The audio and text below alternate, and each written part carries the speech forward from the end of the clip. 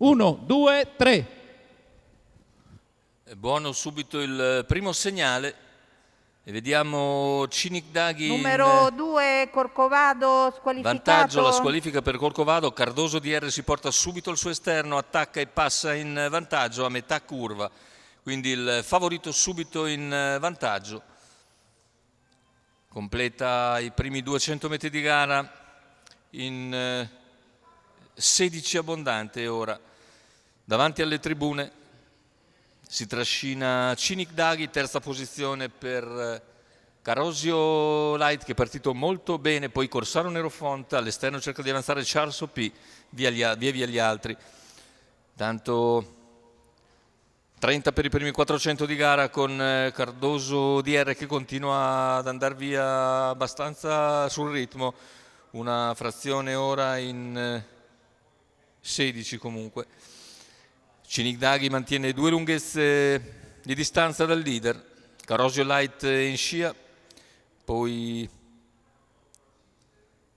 Corsaro Nerofont, intanto completato anche gli 800 iniziali, c'è un 31 di quarto questa fase della gara.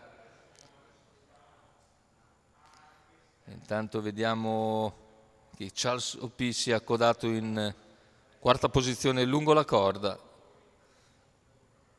se n'è andato il primo chilometro.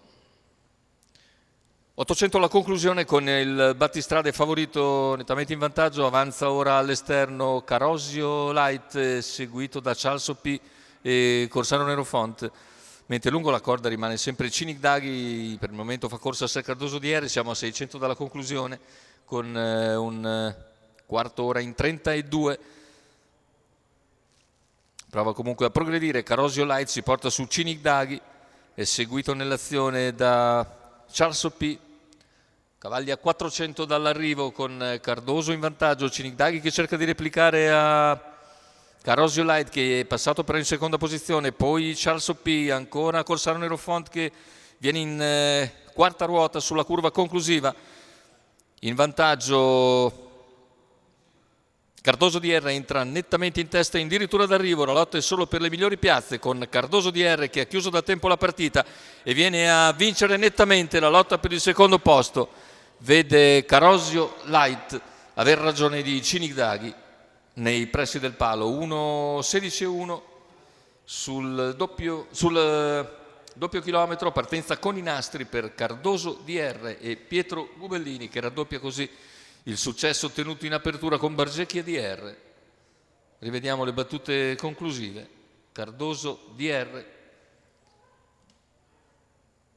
Pietro Gubellini, il raddoppio anche di Fausto Barelli.